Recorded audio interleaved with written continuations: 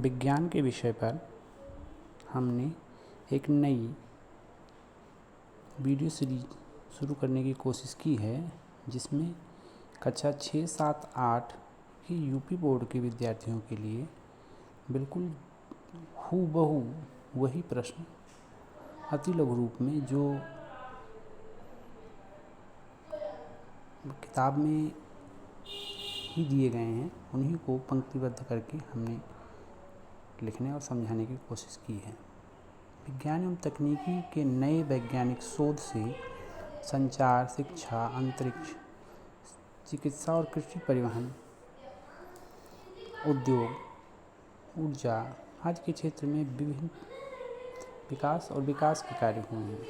भारतीय डाक विभाग ने 2001 में नवीन डाक सेवा प्रारंभ की, जिसे ई पोस्ट नाम दिया गया। स्मार्ट मोबाइल से जैसे अब 2G, फिर 3G, फिर 4G, फिर 5G जनरेशन के रूप में आप देख रहे हैं, जिसमें G शब्द का अर्थ जनरेशन यानी पीढ़ी के रूप में लिया गया है। भारतीय अंतरिक्ष कार्यक्रम के जनक डॉक्टर विक्रम साराभाई की अध्यक्षता में भारतीय अंतरिक्ष अनुसंधान समिति और भारतीय अंतरिक्ष अनुसंधान संगठन इसरो दोनों का गठन हुआ। भारतीय अंतरिक्ष उपग्रह इनसेट था, ध्रुव उपग्रह प्रक्षेपण यान PSLV, भूस्थैतिक उपग्रह प्रक्षेपण यान GSLV। सितंबर 2004 में GSLV द्वारा प्रक्षेपित एडुसेट भारत का पहला ऐसा उपग्रह था जो शिक्षा के लिए समर्पित था। इसरो 2023 में 23 अगस्त को चंद्रयान 3 को चंद्रमा के दक्षिणी ध्रुव पर उतारने में सफल रहा था।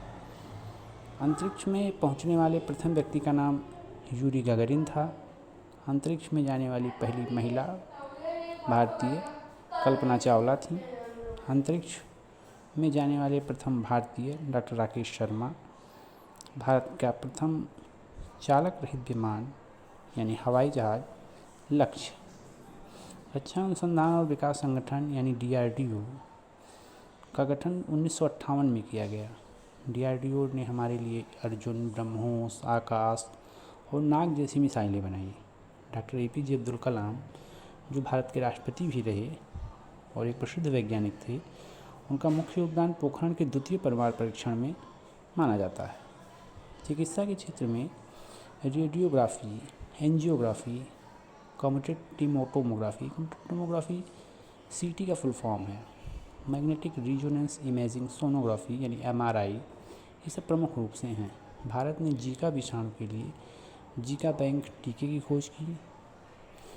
यहाँ पर व्यापार से भी संबंधित विज्ञान के कुछ जो नई शोध में हुआ है, जिसमें ई-कॉमर्स कंपनियों के नाम आते हैं, उसमें व्यापार के अर्थ को क्रय और विक्रय और वाणिज्य के अर्थ से लिया गया है।